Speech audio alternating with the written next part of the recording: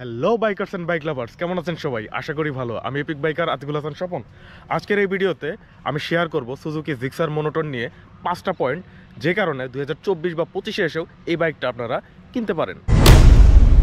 Point number 1, সেটা হচ্ছে budget. যাদের বাজেট 2 লাখ টাকার মধ্যে বা 2 লাখ টাকার আশেপাশে, তাদের জন্য বেস্ট একটা চয়েস হচ্ছে এই বাইক।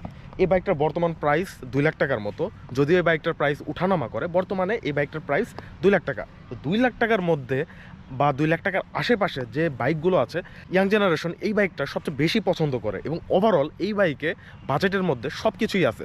যদিও বাজেট ফ্রেন্ডলি করতে গিয়ে অনেকটাই কোয়ালিটি তারা রিডাকশন করেছে। ব্যাপারটা এমনও না তারা বাইকের প্রাইস কমিয়ে কোয়ালিটি রিডাকশন করেছে, তারা বাইকের প্রাইস বাড়িয়েছে এবং কোয়ালিটি রিডাকশন করেছে। কিন্তু আদার যে বাইকগুলো আছে, ওই বাইকগুলোর সাথে যদি চিন্তা করেন, এইটা আসলে বাজেটের মধ্যে ভ্যালু ফর মানি একটা বাইক।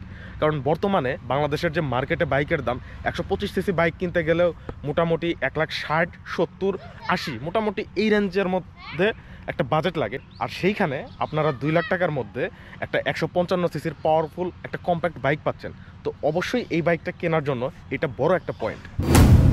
পয়েন্ট নম্বর 2, সেটা হচ্ছে এই বাইকটার লুকের দিক দিয়ে এই বাইকটা জাস্ট ওয়াও।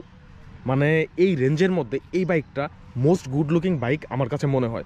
নেকেড স্পোর্টসের মধ্যে এর চাইতেও অনেক ভালো গুড লুকিং বাইক আছে, বাট আপনি যদি বাজেটের মধ্যে একটা নেকেড কমিউটার বাইক আপনি কম্পেয়ার করেন, it is the most good looking bike in our country.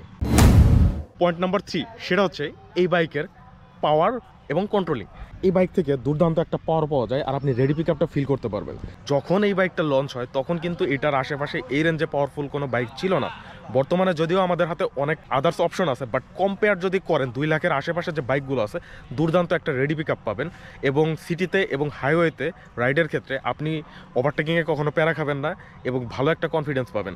আর কন্ট্রোলিংয়ের দিক দিয়ে এই বাইকটা যথেষ্ট এগিয়ে থাকে। যদিও এটা সিঙ্গেল ডিস্ক ভেরিয়েন্টে অ্যাভেলেবল, ডুয়েল ডিস্ক বর্তমানে পাওয়া যায় না। পিছনে ব্যবহার করা হয়েছে 140 সেকশনের ওয়াইড টায়ার এবং সামনে সেটা 100।